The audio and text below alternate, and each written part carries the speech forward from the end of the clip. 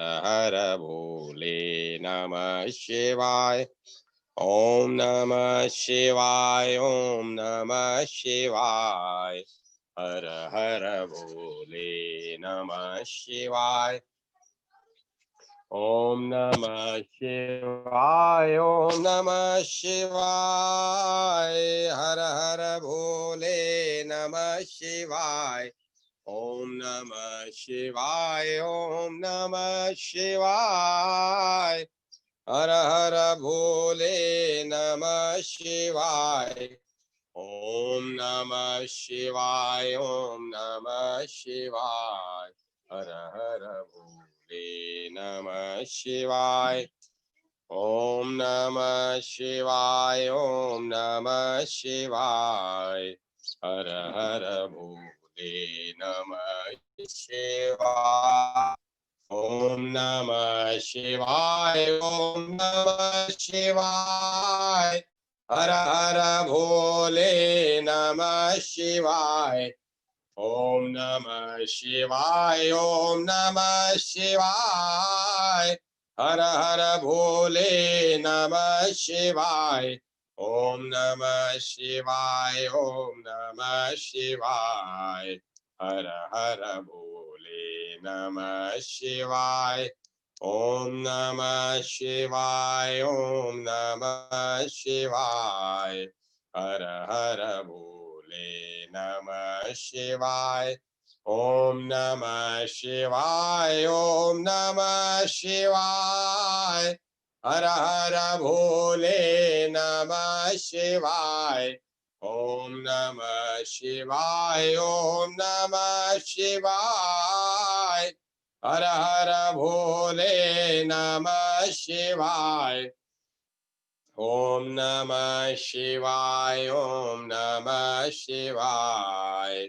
हर हर भोले नमः शिवाय। ओम नमः शिवाय, ओम नमः शिवाय। हर हर भोले नमः शिवाय। ओम नमः शिवाय, ओम नमः शिवाय। हर हर भोले नमः शिवाय। ओम नमः शिवाय, ओम नमः शिवाय। हर हर भोले नमः शिवाय। ओम नमः शिवाय, ओम नमः शिवाय। हर हर भोले नमः शिवाय। ओम नमः शिवाय, ओम नमः शिवाय। हर हर भोले नमः शिवाय। ओम नमः शिवाय, ओम नमः शिवाय। हर हर भोले नमः शिवाय। ओम नमः शिवाय, ओम नमः शिवाय।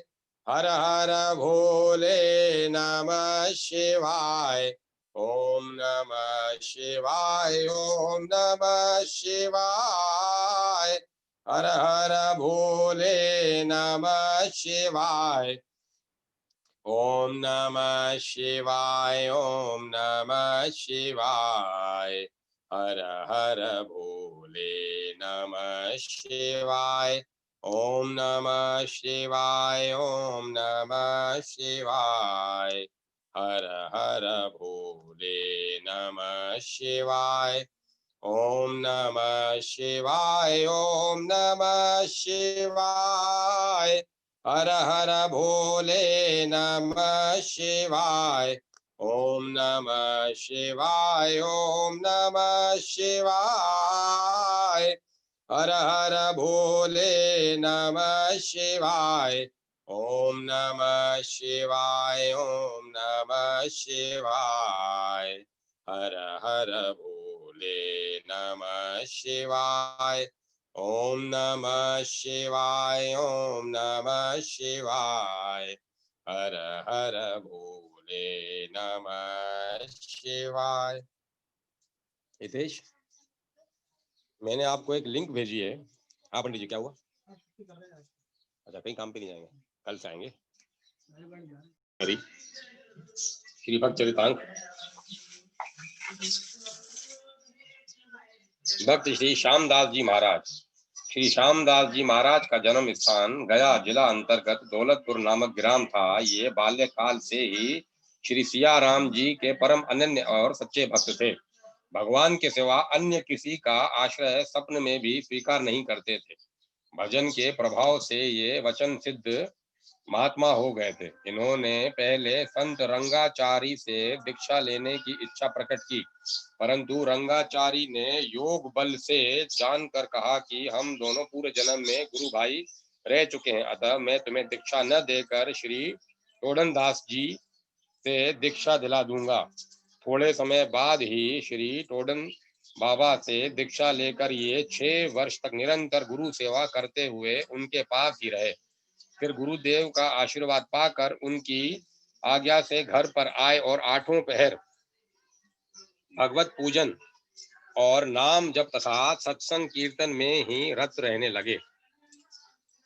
चौथेपन में भी जब उनके पुत्र नहीं हुआ,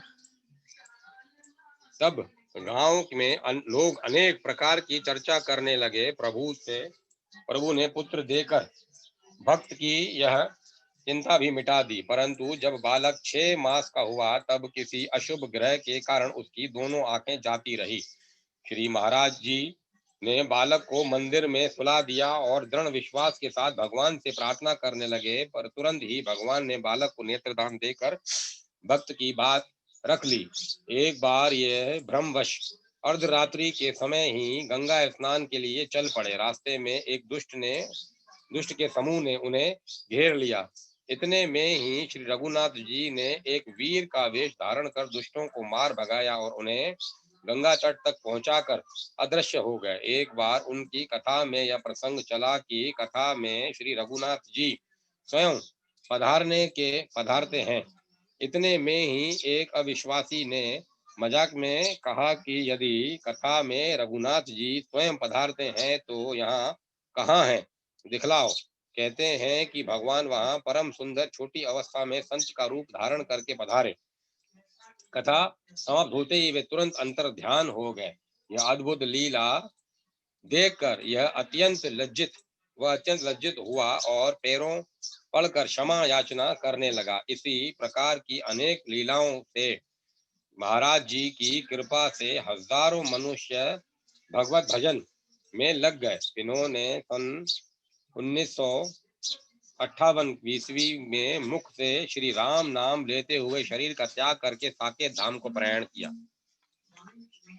परमहंस रामदास जी।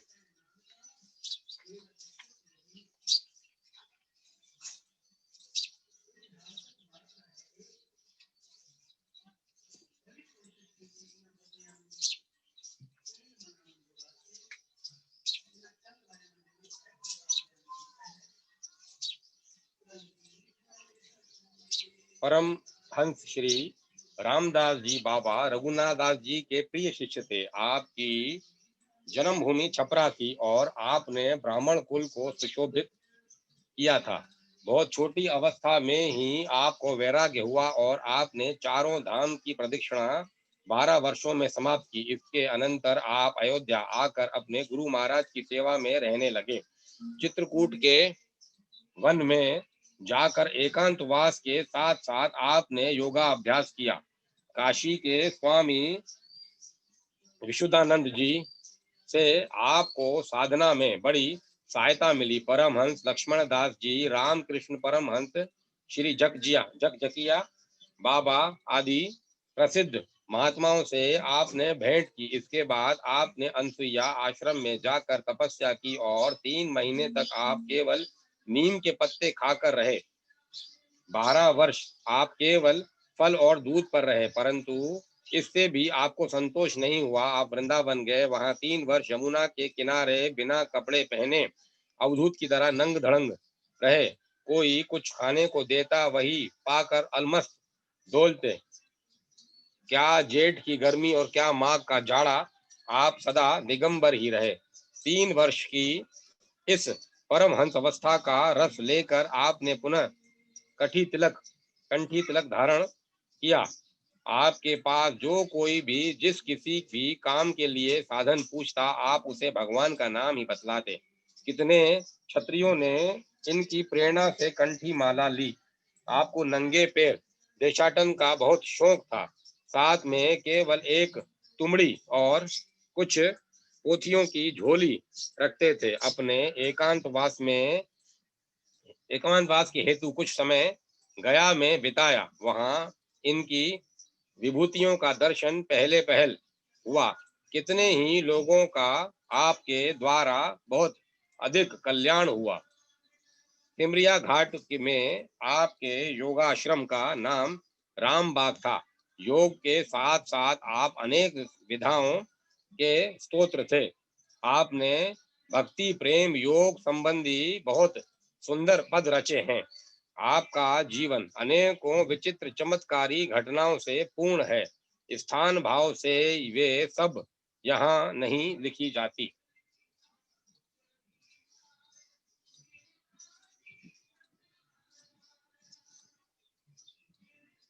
भक्त श्री भगवान दास जी मधुकरिया, आपकी चरित्र और नाम दोनों में निष्ठा थी।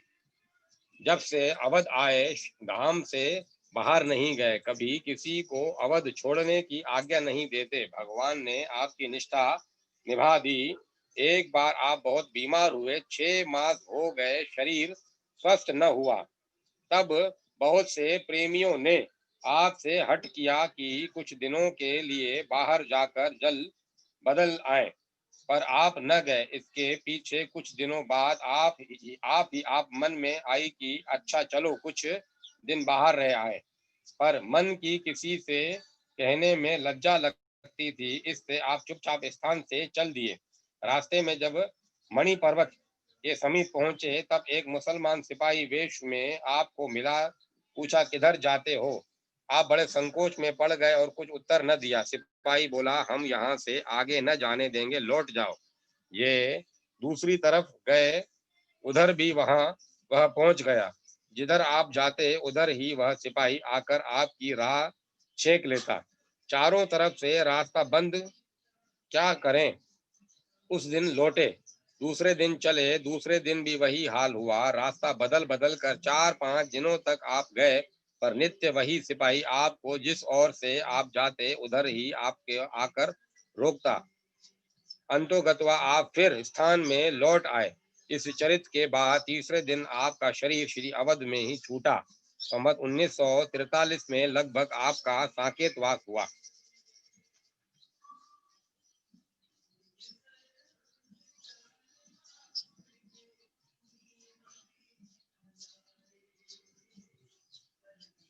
स्वामी श्री गोमती दास जी, आपका शुभ जन्म अब से प्राय 100 वर्ष पूर्व पंजाब में किसी सारस्वत सद्ब्राह्मण के घर हुआ था।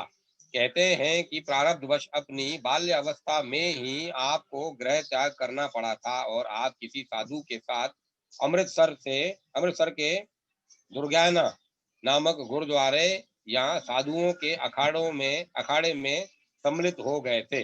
आपके दीक्षा गुरु श्री सरयू दास जी थे। इस गुरुद्वारे में बड़े बड़े सिद्ध तथा विरक्त होते आए हैं। एक समय वहां आपसे मठाधीश होने का अनुरोध किया गया, पर आपके हृदय में तो बाल्य अवस्था से ही वैराग का सच्चा भाव पैदा हो गया था। इसीलिए आप चुपचाप अपने गुरुद्वारे से निकल भागे।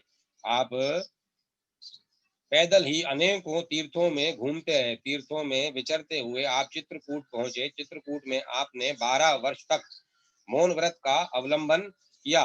तदुपरांत आप मर्यादा पुरुषोत्तम भगवान श्री रामचंद्र जी की जन्मभूमि श्री अयोध्यापुरी की गोद में आ विराजे और यहाँ भी मौन व्रत का ही पालन करते हुए 12 वर्ष तक मणि पर्वत पर टिके रहे। मौन व्रत समाप्त करने पर आप ग्वालियर के सेठ प्रहलाद दास के प्रेम पूर्ण अनुरोध से संत निवास में रहने लगे। आपने निरंतर अपने को छिपाए रखने की चेष्टा की, पर सच्ची विभूति कहीं छिपी रह सकती है। लक्ष्मण कोट के महंत श्री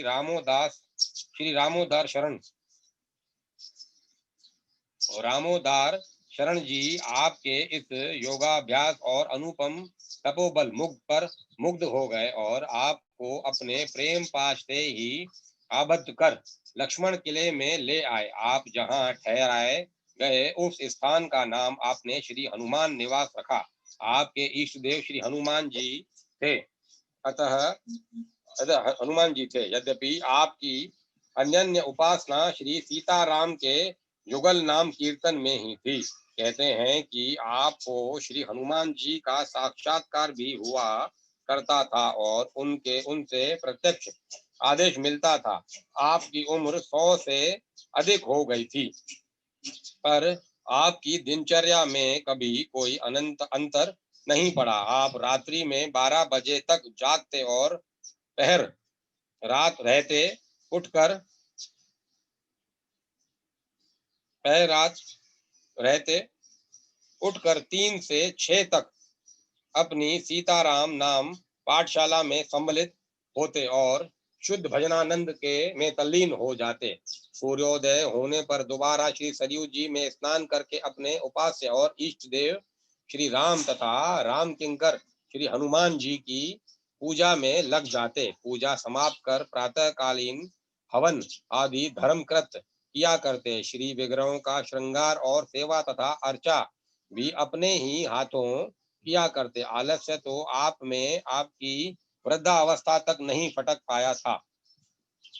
12, 10, 11 बजे फिर आप अपनी भजन मंडली के साथ श्री सीताराम जी की मधुर नाम ध्वनि करते हुए श्री सरयू जी स्नान करने जाते और वहीं सरयू तट पर घंटा भर भजन कीर्तन में लगे रहते। फिर मध्याह्न कालीन हवन समाप्त कर अपने सामने ही संतों को भोजन कराते और बड़े ही विलक्षण प्रेम से भगवत प्रसाद पावाते।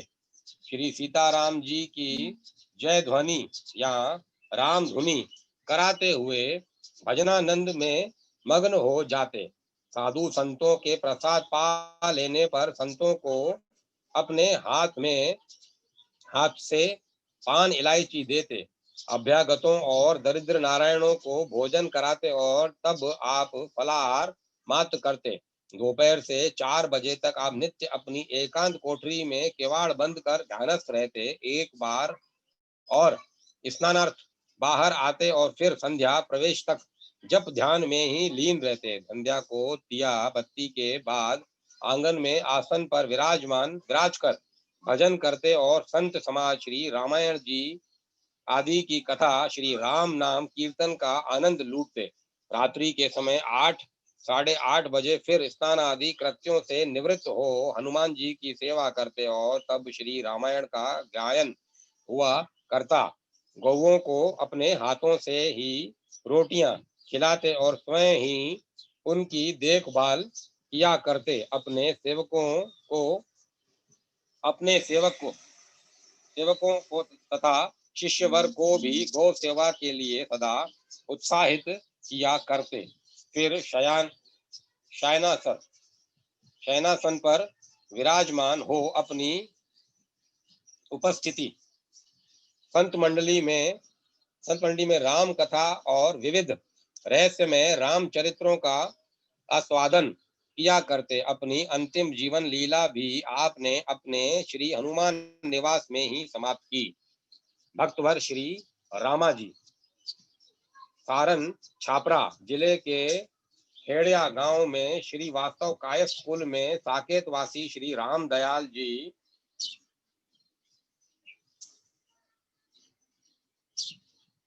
श्री राम याद लाल जी श्री राम प्रिया शरण की धर्म पत्नी श्री लाल प्यारी देवी के गर्भ से सन 1926 भद्रपात कृष्णा सप्तमी को श्री रामा जी का आविर्भाव हुआ। जन्म से ही आप सरल विनम्र और भावुक प्रकृति के थे। बाल्यावस्था में ही इनके विलक्षण गुणों को देखकर अनेक साधु महात्माओं ने कहा था कि यह बालक परम भक्त होगा। पठन पाठन में इनका मन लगता ही नहीं। कोई साधु संत देखते ही ये उनकी सेवा में लग जाते। साधु सेवा में इन्हें बड़ा सुख मिलता था। आपके गुरु पटना के सुप्रसिद्ध महात्मा श्री स्वामी भीष्म जी महाराज थे। स्वभाव से ही विनम्र और साधु सेवी होने के कारण श्री रामाजी सभी के श्रद्धा पात्र बन गए। मैं सेवक सचराचर रूप स्वामी भगवंत, सारा संसार भगवान का स्वरूप है और मैं हूँ उनका उसका विनम्र सेवक। इसी भाव से आपने समस्त चराचर की प्रभु से उपासना की। आप सदा जमीन पर बैठते, आप उच्चासन पर कभी नहीं बैठे, न किसी सवारी पर चढ़कर कहीं गए। विवाह में लोगों के बड़ा आग्रह करने पर 1 घंटे के लिए पालकी पर बैठे थे, परंतु परिछन के बाद पैदल ही ससुराल गए। साधु ब्राह्मण के सामने अथवा अपने से बड़े के सामने उच्चासन पर बैठना अथवा सवारी पर बैठना आप बेअदबी मानते थे और ऐसा मानते थे कि इससे भगवान असंतुष्ट होते हैं। भगवान श्री राम की उपासना आपकी थी। रामलीला के रामलीला में आपकी बड़ी भक्ति थी। भगवान की वन यात्रा की झांकी करुण से पूर्ण होने के कारण पहले आपके हृदय को बहुत आकृष्ट करती थी। आप करुण रस की मूर्ति ही थे, परंतु इस झांकी की उपासना स्थायी नहीं हुई। आपको एक बार सहसा भगवान के दुल्हा रूप का ध्यान हुआ और वह हृदय में ऐसा घर आ गया कि आप एक प्रकार से उसी रूप में बिक गए। फिर एक क्षण के लिए भी उसे नौशे बबुआ की छवि से मन को कभी अलग नहीं होने दिया।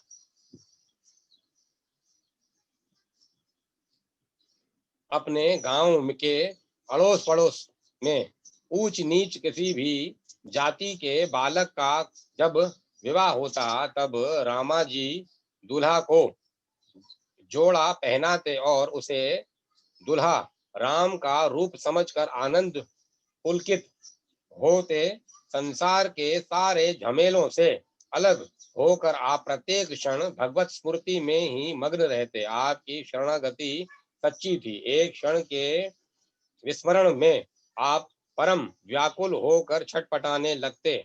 दूल्हा रूप राम कर ध्याना में आपकी निष्ठा इतनी दृढ़ थी कि आप किसी भी दूल्हे को जाते देखते तो पालकी के साथ हो लेते और चवर दुलाने लगते, उसका चरण छापते। इस पाद संवाहन में आपको स्वयं श्री भगवान के पाद संवाहन का आनंद मिलता। एक बार आपकी इच्छा अर्चा विग्रह और विवाह उत्सव मनाने की हुई। श्री किशोरी जी की मूर्ति अपने यहाँ थी ही, तभी सभी सामान तो आ गया, परंतु श्री किशोरी जी के लिए आभूषणों का प्रबंध नहीं हो सका। मन मारे आप चिंता मग्न होकर एक वृक्ष के नीचे बैठे थे। इतने में क्या देखते हैं कि एक सुनार सोने के अनेक बहुमूल्य गहने लाकर आपसे कहता है, इन गहनों को रख लो, जब दाम हो दे देना। विवाह के अनंतर भक्तवर रामाजी ने उस सुनार को बहुत खोजा, परंतु इस खोज में उन्हें ही खो जाना पड़ा। कुछ दिन बाद सरया गांव में आप अपने प्रेमी बाबू नगर नारायण लाल के यहाँ वास कर रहे थे। वहीं संवत 1985 की जेठ भदी दूज को भगवान श्री रामचंद्र के चरणों का चिंतन करते हुए आप साकेत लोक को पधारे। सिद्ध श्री कृष्णदास जी महाराज गोवर्धन वाले श्री कृष्णदास जी उत्कल देशवासी कर्णवंशीय श्री सनातन कनूनगो के पुत्र थे। प्रथम पत्नी से संतान न होने के कारण सनातन ने जड़ी मंगराजा की कन्या से विवाह कर दिया। उनके रामचंद्र प्रसादी और भट्ट कृष्ण 3 पुत्र हुए। जिस दिन कृष्णदास जी केवल 12 वर्ष के थे, उनके पिता का देहांत हो गया। माता उनके साथ सती हो गई। तब उन्होंने पहले पुत्र को मंगराज उपाधि से विभूषित किया, दूसरे से कहा कि तुम्हारा वंश सदा बना रहेगा। छोटे पुत्र को ब्रज में वैष्णव बनकर भजन करने का आशीर्वाद दिया।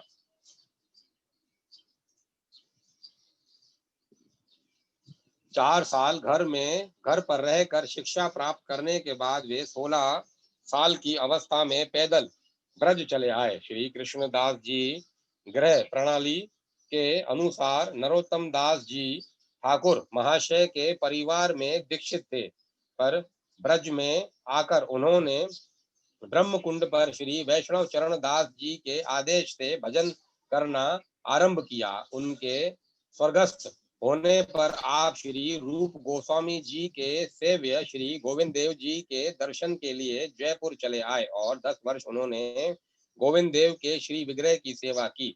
इस समय वे अपने यौवन पर थे। मदोन्माद से पीड़ित होने पर वे ब्रज चले आए। पौष्टिक राजभोग आदि के सेवन से उन्हें काम सताने लगा। उन्होंने कामवन में तत्कालीन प्रसिद्ध संत श्री जय कृष्ण दास जी महाराज से काम पीड़ा निवृत्ति का उपाय पूछा। महाराज ने उनको समझाया कि विषय त्याग किए बिना जीव भक्ति प्राप्त ही नहीं कर सकता। विषय रस का आस्वादन जितनी मात्रा में कम होगा उतनी ही मात्रा में भक्ति रस का अनुभव होगा। विषय सुख इंद्रिय संयोग से प्राप्त होता है और भगवान का आनंद उसके त्याग से ही सन्निहित है। विषयों के द्रव्य से खरीदा गया महाप्रसाद तक राजसिक वृत्ति उदय करता है। महाप्रसाद सर्वथा चिन्मय है, तो भी इसका रसास्वादन केवल भक्ति में सने प्राणी ही कर पाते हैं। तदंतर श्री कृष्णदास जी ने नंद ग्राम में आकर त्याग वैराग्य और कठोर तपस्यापूर्ण जीवन अपनाया। वे भिक्षा में केवल आटा स्वीकार करते थे और नीम की पत्ती घोलकर उसे पी जाते थे। धीरे धीरे उनका शरीर क्षीण होने लगा, नेत्रों की ज्योति कम होने लगी। तब केवल कुंड से जल लाकर ही क्षुधा शांत करने लगे। थोड़े ही समय के बाद वे कुंड तक जाने में भी असमर्थ हो गए। इनकी इस दशा पर ब्रजेश्वरी राधा रानी का हृदय द्रवित हो उठा। उन्होंने श्री ललिता सखी को आदेश दिया कि प्रसाद ले जाकर भक्त को भोजन कराएं। श्री ललिता जी के मधुर वचनों और सरस प्रसाद तथा चिन्ह में स्पर्श से श्री कृष्णदास के शरीर में नई शक्ति और दिव्य चेतना का संचार हुआ। वे एवं उनके नेत्र की ज्योति भी बढ़ गई। बालिका रूप धारणी ललिता जी के अंतर ध्यान होने पर वे आश्चर्य में पड़ गए। 3 दिनों तक निराहार होने पर श्रीमती राधा जी ने स्वप्न में दर्शन देकर रहस्य उद्घाटन किया।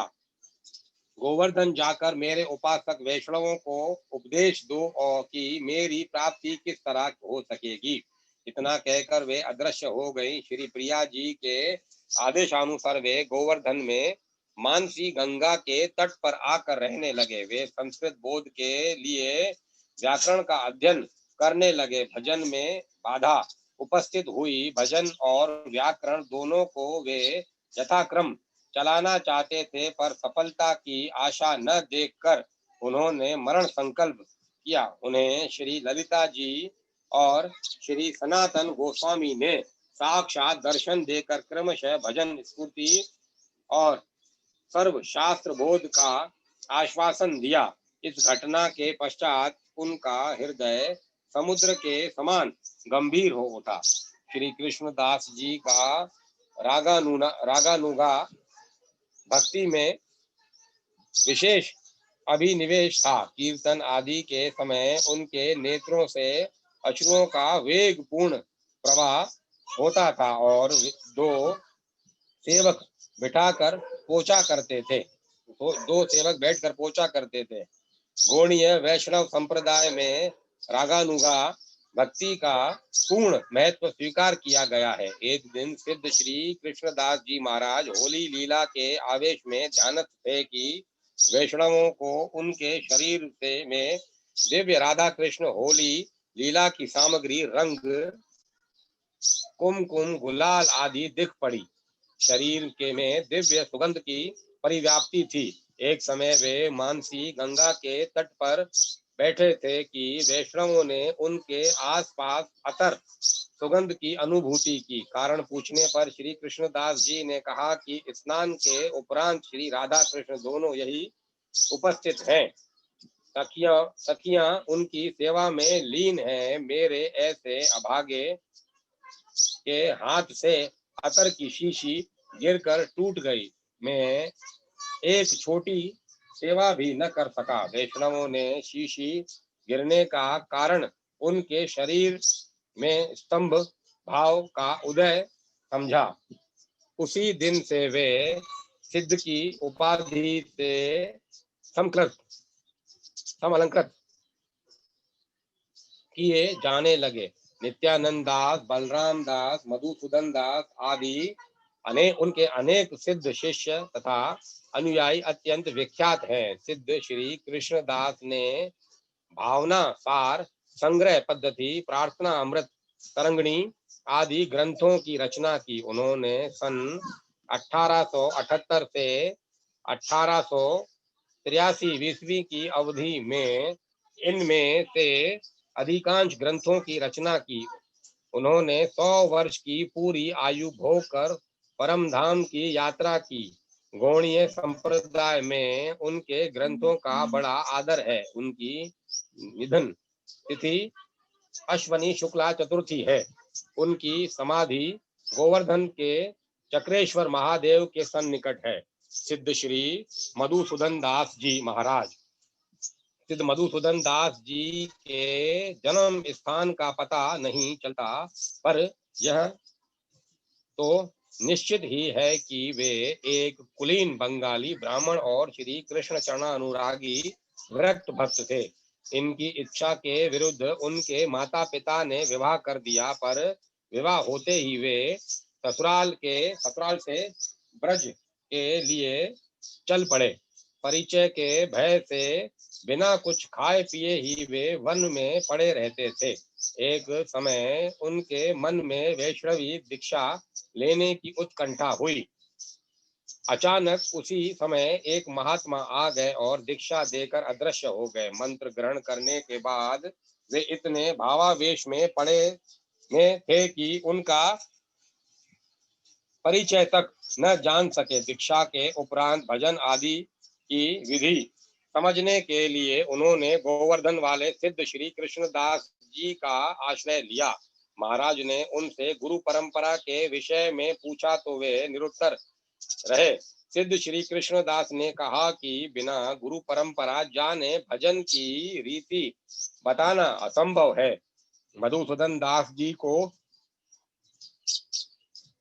मार्मिक वेदना हुई। महाराज ने उनको कामवन के सिद्ध बाबा के पास भेज दिया, पर उन्होंने भी वही उत्तर दिया और कहा कि गुरु परंपरा बताए बिना रामानुगा भजन में अधिकार नहीं है। भजन करते रहो, श्री राधा रानी की कृपा से सब कुछ अच्छा ही होगा।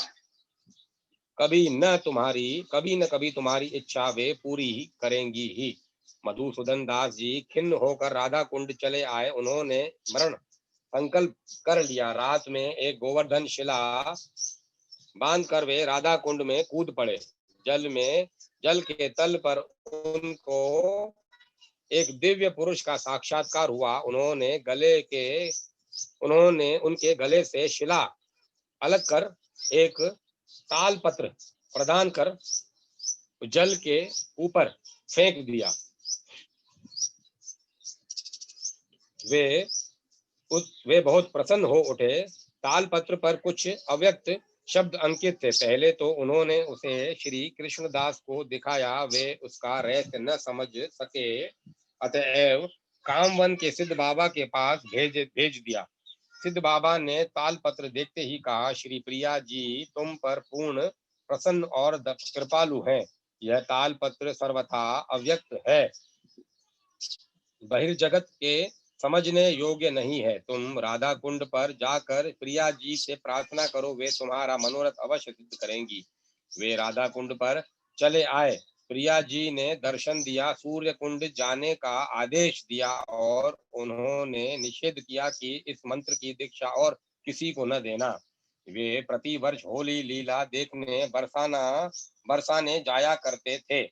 एक साल श्वेत वस्त्र धारण कर होली के अवसर पर बरसाने जा रहे थे। थोड़ी दूर गए थे कि रास्ते में भगवान की लीला का दर्शन करके वे मूर्छित हो गए, गिर पड़े।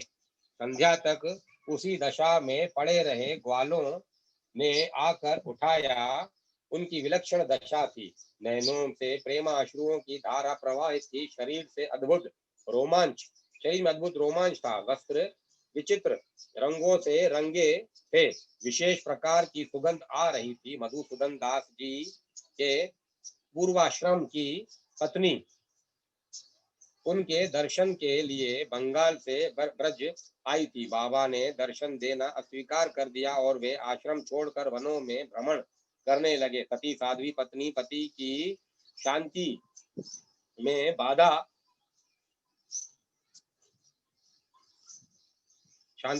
बाधा नहीं उपस्थित करना चाहती थी। वे घर लौट गई। उनके चले जाने के बाद मधुसूदन जी महाशय के पैर में घाव हो गया। असहाय पीड़ा से दुखी होने पर प्राण त्याग का संकल्प करके वे गंभीर वन में चले आए। 3 दिनों तक भूखे पड़े रहे। राधा रानी ने बाली का वेश धारण कर उनको भोजन कराया। क्षुधा शांत हुई, घाव भी ठीक हो गया। बाबा जी ब्रज बालिका के घर पर पधारे। उसकी माँ से पूछा कि लाली कहाँ है। उत्तर मिला कि वह तो 3 माह से ससुराल में है। बाबा जी को महान खेद हुआ कि मेरे कारण श्री राधा रानी को इस तरह कष्ट उठाना पड़ा। उनकी प्रसिद्धि बढ़ने लगी। भक्तों का समूह एकत्र होने लगा। उन्होंने मार्गशीर्ष की शुक्ला अष्टमी को महाप्रयाण किया। उनकी समाधि सूर्य कुंड पर है। रणवारी वाले सिद्ध श्री कृष्णदास जी। रणवारी वाले श्री कृष्णदास जी का जन्म बंगाल के यशोहर जनपद के मोहम्मदपुर ग्राम में एक कुलीन ब्राह्मण श्री गोकुल चंद्र जी चट्टोपाध्याय के घर हुआ था। उनका बचपन का नाम कृष्ण प्रसाद चट्टोपाध्याय था। घर में भगवान के श्री विग्रह की सेवा थी। अतएव उनका मन भगवान के प्रति पूर्ण रूप से आसक्त हो चला। विवाह का प्रस्ताव सुनते ही उनके मन में वैराग्य का उदय हुआ। वे वृंदावन चले आए और उसके बाद रणवारी में भजन करने लगे। कृष्णदास जी गोवर्धन वाले से भी उनका विशेष सौहार्द था। कुछ दिनों के बाद उनके मन में चारों धाम की यात्रा करने की इच्छा हुई, पर श्री राधा रानी ने स्वप्न में निषेध किया। उन्होंने स्वप्न की ओर विशेष ध्यान न देकर तीर्थ यात्रा आरंभ की। द्वारका पहुंचकर तप्त मुद्रा धारण करने पर उनके चित्त में विक्षेप हुआ और वे वृंदावन लौट आए। श्री राधा रानी जी ने फिर स्वप्न दिया कि तुप्त मुद्रा छाप के कारण तुम द्वारका के परिकर के में सम्मिलित हो गए हो। तुमने ब्रजवास का अधिकार खो दिया है। महाराज जी ने स्वप्न को सच माना। उनको बड़ी आत्मग्लानि हुई। राधा रानी जी की चरण सेवा का सुख न मिलेगा, यह सोचकर वे बहुत दुखी हुए। उनका हृदय विरहानल में जलने लगा। 3 मास तक बिना कुछ खाए पिए पड़े रहे। भीतर का विरह ताप बाहर प्रकट हो चला। सारा का सारा तृण शरीर झुलस उठा। वक्षस्थल तक शरीर के दाहमान होने पर भी उनका हरि नाम उच्चारण बंद नहीं हुआ। ग्रामवासी उनकी स्मृति करने लगे। महाराज ने आशीर्वाद दिया कि इस ग्राम में कभी महामारी और दुर्भिक्ष का प्रकोप नहीं होगा। उन्होंने पोक्ष मास की अमावस्या को संसार त्याग किया। इस पुण्य तिथि पर रणवारी में उनकी समाधि पर प्रत्येक वर्ष उत्सव मनाया जाता है।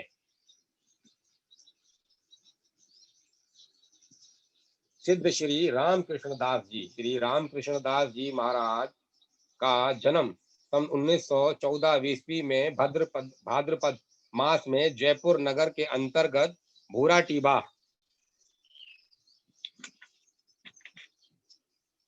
पंचगली में एक कुलीन गौड़ ब्राह्मण वंश में हुआ था। उनके पिता का नाम राम प्रताप मिश्र था। वे वंश परंपरा से जयपुर महाराज के अध्यापक थे। उन्हें राज्य की ओर से जागीर भी मिली थी। बाल्यावस्था से ही श्री रामकृष्ण दास का भगवान के चरणाविंद में अनुराग था। वे अपना समय श्री गोविंद जी के मंदिर में ही दर्शन और खेल कूद में बिताया करते थे। गायत्री मंत्र की दीक्षा के अनंतर उन्होंने अनुष्ठान के फल स्वरूप श्री गायत्री देवी का साक्षात्कार किया। देवी के आदेश से वे वृंदावन चले आए और सिद्ध श्री नित्यानंद दास जी का दर्शन करके वे 13 वर्ष की अवस्था से ही वृंदावन में गोविंद देव जी के मंदिर में निवास करते हुए विद्या अध्ययन करने लगे। उन्होंने श्री सुदर्शन शास्त्री से न्याय और श्री नीलमणि गोस्वामी तथा श्री गोपी लाल गोस्वामी जी महाराज से भक्ति शास्त्र की शिक्षा प्राप्त की। उन्होंने विद्या प्राप्ति के बाद श्री नित्यानंद दास जी महाराज के वैष्णवी दीक्षा ली। वे विनम्रता और साधुता की प्रतिमूर्ति थे। अमानी और सहिष्णु महात्मा थे। दीक्षा लेने के बाद वे भजन करने बरसाना चले। वहां एक वृद्ध महात्मा से वे गान विद्या सीखने लगे। अतएव भजन में विक्षेप होने लगा। उनका मन ऐसी स्थिति में पड़ गया कि न वे संगीत ही सीख पाते थे और न स्वतंत्रता पूर्वक भजन ही कर पाते थे। तदंतर उन्होंने गुरु के आदेश से उद्धव क्यारी में बैठकर 11 दिनों तक गोपाल मंत्र का अनुष्ठान किया। फलतः उन्हें श्री राधा कृष्ण का साक्षात्कार हुआ। भगवान की आज्ञा से वे गोवर्धन कुचरी के में श्री राघव पंडित जी की गुफा में 30 साल तक लगातार भजन करते रहे। प्रत्येक 3-4 दिन पर मधुकरी व्रती से भोजन करते थे। फिर उस बीच में जयपुर से उनकी माता भी आ गई। 7-8 साल तक भजन करने के बाद वे परम धाम चली गईं। तत्कालीन ग्वालियर नरेश श्री माधव राव जी के ज्येष्ठ भ्राता बलवंत राव जी कभी कभी उनसे मिलने आया करते थे। उन्होंने एक कड़ी रकम भेंट करनी चाहिए, पर रामकृष्ण दास जी महाराज ने उसको अस्वीकार कर दिया। वे कुचरी से शामकुटी से वृंदावन चले आए और दाऊ जी के उद्यान में रहने लगे। बड़े बड़े महात्मा उनके दर्शन के लिए आया करते थे। श्री रामकृष्ण दास जी सदा अपनी साधना में लगे रहते थे। वे उपदेश देने से सदा दूर रहते थे, पर विशेष आग्रह पर निष्ठापूर्वक हरि भजन पर ही जोर देते थे। वे स्वार्थ की बात चलाने वालों की ओर कुछ ध्यान ही न देते थे। वे उच्च कोटि के विरक्त और आदर्श भक्त महात्मा थे। कभी कभी मरणोपम कष्ट होने पर भी शारीरिक सुख के लिए उन्होंने अपने इष्ट देव को नहीं पुकारा। उनका दृढ़ मत था कि दैहिक ऐहिक और पारलौकिक आदि सुख की चाह परमेश्वर से करना कदाचित उचित नहीं है। उनसे प्रेमा भक्ति की याचना करना ही विवेक की मनुष्य का कर्तव्य है। वे कभी अपना फोटो नहीं खिंचवाते थे तथा प्रचार से बहुत दूर रहते थे। एक बार एक चित्रकार ने फोटो के लिए प्रयत्न किया, पर उनका चित्र नहीं आया। जिन संत के कंधे पर वे हाथ रखकर खड़े थे उनका आ गया था। उनकी इष्ट वैराग्य अकिंचना भक्ति गुरु तथा व्रत और संप्रदाय के प्रति निष्ठा अत्यंत स्तुत्य थी। उनका स्वभाव सहज सरल और प्रीतिमय था। यह एक विचित्र बात थी कि समस्त वैष्णव संप्रदायों के संत महात्मा उनके सत्संग में सम्मिलित होते थे। उनकी ब्रजवास में असाधारण निष्ठा थी। वे ब्रजवासी के ही घर की भिक्षा आदि स्वीकार करते थे। ब्रजवासी के फटे वस्त्रों से बनी हुई गुदड़ी और ब्रज की मिट्टी का करवा ही उनका संबल था।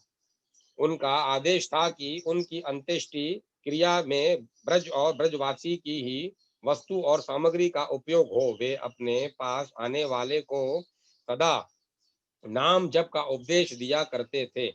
श्री रामकृष्ण दास जी महाराज ने संवत 1997 ईस्वी में अश्वनी मास की कृष्णा चतुर्दशी को परम धाम की यात्रा की। उनके शिष्य श्री कृपा सिंधु दास जी महाराज ने श्री भागवत निवास आश्रम में उनकी समाधि स्थापित की। अब मैं कथा को यहीं विराम देता हूँ। कल से भक्तवर बाबा मनोहर दास जी से आरंभ करेंगे। आप भजनों का आनंद लीजिए। हितेश बोलते जाओ। बाबा भी पहले फोटो खींचने के लिए मनाही करते थे। अमेरिका से आते थे एक सेठ